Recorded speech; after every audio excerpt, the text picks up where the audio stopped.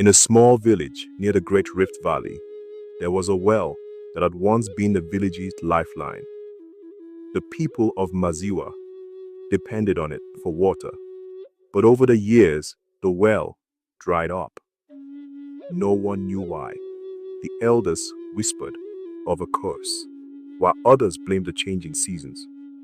Without water, the village suffered. The crops withered, the cattle grew weak, and people began to leave in search of a better life. However, one young woman named Amani refused to accept this fate. If the well once had water, it can again, she told the villagers. The elders shook their heads. The spirits have abandoned us, child. Do not waste your time. But Amani was determined. Amani sought out the oldest man in the village, Mzijuma, who was too weak to work but still wise. Mzijuma, do you remember when the well had water? The old man nodded. Ah, that was long ago. The water was cool and sweet, but one day it turned bitter, and then it vanished. Do you know why? Amani pressed. Mzijuma hesitated. Then, in a whisper, he said, there is a story. Our ancestors made a mistake. They angered the land spirits. A long time ago, a traveler came seeking shelter, but the villagers turned him away. That night, the traveler cursed the well before he left. The next day, the water began to disappear. The spirits have not forgiven us. Amani listened carefully. If the curse was real, maybe it could be undone. Amani decided to find the traveler's descendants and ask for their forgiveness.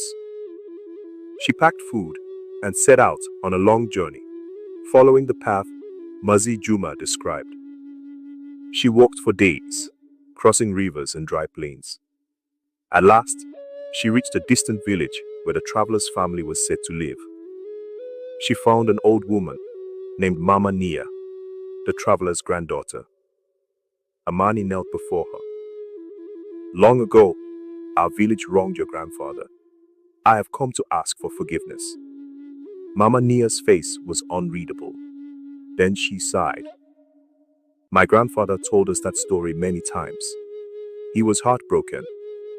But he also said that if your people ever came to seek forgiveness, the curse would be lifted. Mama Nia handed Amani a small clay pot. Take this water from our sacred river and pour it into your well. But remember, water alone will not change a village.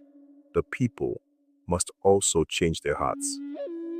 Amani returned home and poured the sacred water into the well. At first, nothing happened. The villagers watched in silence, doubting. But the next morning, a miracle occurred. The well had fresh, clear water again. The people rejoiced, but Amani reminded them, this water is not just a gift, it is a second chance. We must never turn away those in need again.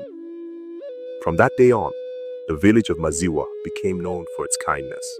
No traveler was ever sent away again, and the well never ran dry.